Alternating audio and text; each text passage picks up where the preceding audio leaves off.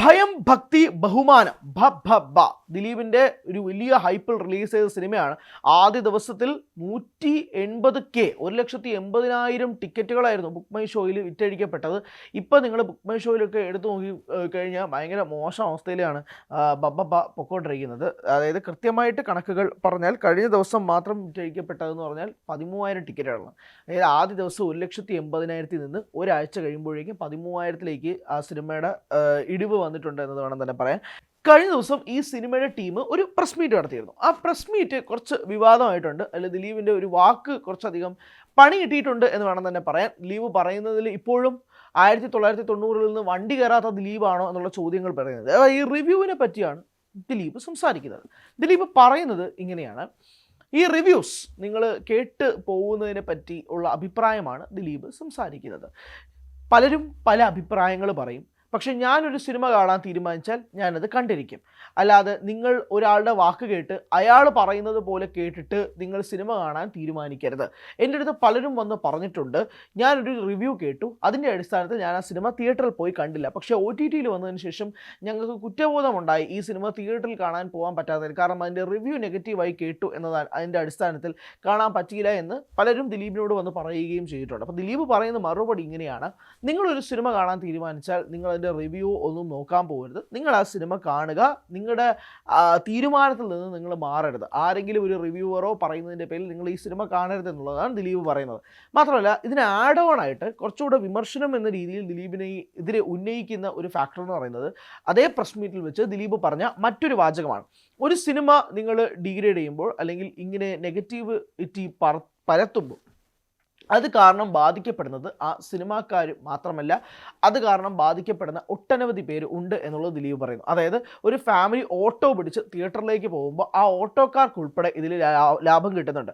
ആ സിനിമ കഴിഞ്ഞ് നിങ്ങൾ പുറത്തേക്ക് പോയി ഒരു ചായ കുടിക്കുമ്പോൾ അതിൽ തൊട്ടടുത്ത് നിൽക്കുന്ന ചായക്കടക്കാരന് വരെ ഇതിൽ ലാഭമുണ്ട് എന്നൊക്കെയാണ് ദിലീപ് പറയുന്നത്. അതായത് ഒരു സിനിമ നെഗറ്റീവായിട്ടാണ് വരുന്നതെങ്കിൽ അത് ആ സിനിമയെ മാത്രമല്ല ബാധിക്കുന്നത്, ചുറ്റും ഒരുപാട് പേർ പ്രവർത്തിക്കുന്നുണ്ട്, അവർക്കെതിരെയാണ് ഇത് പ്രവർത്തിക്കുന്നത് എന്നുള്ളതാണ് ദിലീപ് പറയുന്നത്.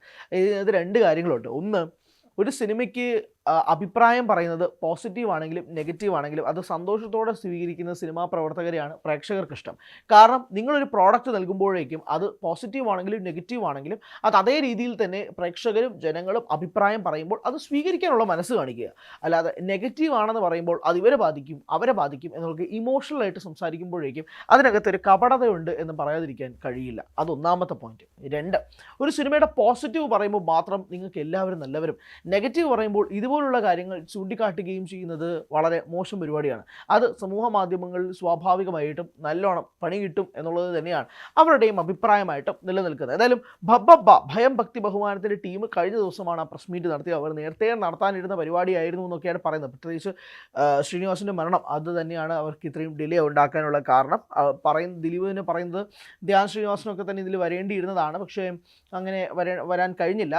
കാരണം അച്ഛൻ്റെ മരണം തന്നെയാണ്. പക്ഷേ അല്ലെങ്കിൽ തന്നെ ഒരു വലിയ ഇവൻ്റായിട്ടോ അല്ലെങ്കിൽ ഇൻ്റർവ്യൂസൊക്കെ ആയിട്ട് ധ്യാനും ദിലീപും ഒക്കെ പ്രസൻസ് ആൻഡ് ഫാമിലിയിൽ നല്ലൊരു കോമ്പറ്റീഷൻ ആയിരുന്നു. അപ്പോൾ അതേ രീതിയിൽ തന്നെ കൊണ്ടുവരാനായിരുന്നു ശ്രമം എന്നൊക്കെ ദിലീപ് പറയുന്നുണ്ട്. പക്ഷേ എല്ലാത്തിനേക്കാൾ ഉപരി ദിലീപിൻ്റെ ഈ ഒരു വിമർശനം അല്ലെങ്കിൽ ദിലീപിൻ്റെ ഈ ഒരു വാക്കുകൾ സോഷ്യൽ മീഡിയയിൽ നല്ലോണം കത്തുന്നുണ്ട്.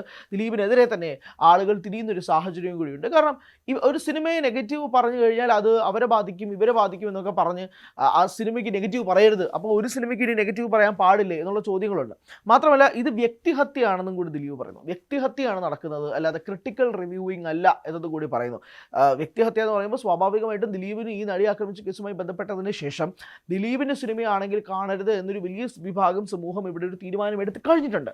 അപ്പോൾ ആ തീരുമാനമെടുത്ത് കഴിഞ്ഞതിൻ്റെ പശ്ചാത്തലത്തിലാണ് ബബ്ബയ്ക്ക് നേരെയും ഇതുപോലുള്ള അറ്റാക്ക് വരുന്നത്, അല്ലാതെ ക്രിട്ടിക്കൽ റിവ്യൂയിങ് അല്ല എന്നുള്ള വിമർശനവും കൂടി ദിലീപ് ഉന്നയിക്കുകയും ചെയ്യുന്ന പശ്ചാത്തലം കഴിഞ്ഞ ദിവസത്തെ പ്രസ് മീറ്റിൽ നിന്നുണ്ടാവുകയും ചെയ്തു. ഒരു നെഗറ്റീവ് റിവ്യൂ വരുമ്പോൾ ഇതുപോലെ വിഷമിക്കുന്ന ദിലീപിനെ കാണുമ്പോൾ സത്യം പറഞ്ഞാൽ സങ്കടം തോന്നുന്നുണ്ട്. ഇപ്പോൾ പല സിനിമാ പ്രവർത്തകരും പ്രത്യേകിച്ച് യുവതാരങ്ങൾ ഉൾപ്പെടെ അവർക്ക് നെഗറ്റീവ് റിവ്യൂ കേൾക്കുമ്പോൾ അവർ സന്തോഷത്തോടെ സ്വീകരിക്കാറുണ്ട്. അവർക്ക് പറ്റിയ മിസ്റ്റേക്കുകൾ അവർ അംഗീകരിച്ച് അടുത്ത പടത്തിൽ അവർ മാറ്റങ്ങൾ കൊണ്ടുവരുമെന്ന് പറയാറുണ്ട്. പക്ഷേ 2-3 നെഗറ്റീവ് റിവ്യൂ കേൾക്കുമ്പോഴേക്കും ഇതുപോലെ വിഷമം തോന്നുന്ന ദിലീപിനെ പോലൊരു താരത്തിനൊക്കെ കാണുമ്പോഴേക്കും സത്യം പറഞ്ഞാൽ സങ്കടവും വിഷമവും ഒക്കെയാണ് തോന്നുന്നത്. കാരണം ഇത്രയും എക്സ്പീരിയൻസ് ഇൻഡസ്ട്രിയിൽ ഉണ്ടായിട്ട് പോലും ഒരു റിവ്യൂവിനെ റിവ്യൂ ആയി സ്വീകരിക്കാൻ കഴിയാതെ അത് വ്യക്തിഹത്യയിലേക്ക് മാത്രം നീങ്ങുകയാണെന്ന് ചിന്തിക്കുമ്പോഴാണ് ഒരു പ്രശ്നം വരുന്നത്. എന്നത്.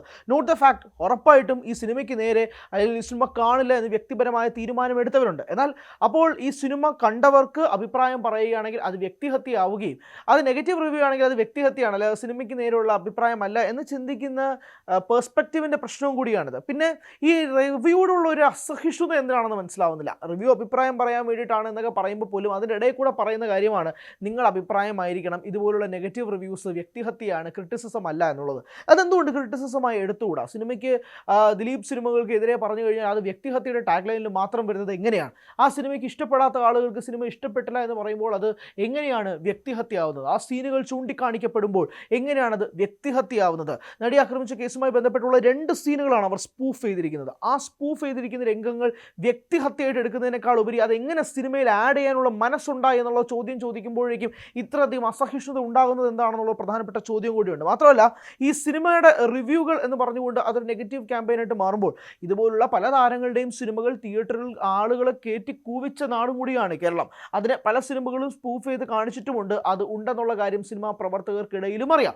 ഒരുപാട് നാളുകൾക്ക് മുമ്പ്, അതായത് ഇപ്പം അങ്ങനത്തെ പ്രവണത ഇല്ലെങ്കിൽ പോലും കുറച്ച് വർഷങ്ങൾക്ക് മുമ്പ് പല താരങ്ങളുടെയും പല യുവതാരങ്ങളുടെയും സിനിമകൾ ഇതുപോലുള്ള പ്രധാനപ്പെട്ട താരങ്ങൾ ആളെ കയറ്റി കൂവിച്ച പരിപാടികളും നമ്മുടെ മുന്നിലുള്ള കാര്യം കൂടിയാണ്. ഇതൊക്കെ ഇൻഡസ്ട്രിയിൽ നടക്കുന്ന ഒരു കാര്യം കൂടിയാണ്. അപ്പോൾ മറ്റ് പടങ്ങൾ ഡീഗ്രേഡ് ചെയ്യാൻ വേണ്ടി മനഃപൂർവ്വം ആളെ കയറ്റി കൂവി തോപ്പിച്ച് അവർക്ക് ബിരിയാണിയും പൈസയും കൊടുത്ത് ആളെ കയറ്റുന്ന പരിപാടി കണ്ട ലോകം കൂടിയാണ് സിനിമാ ലോകം.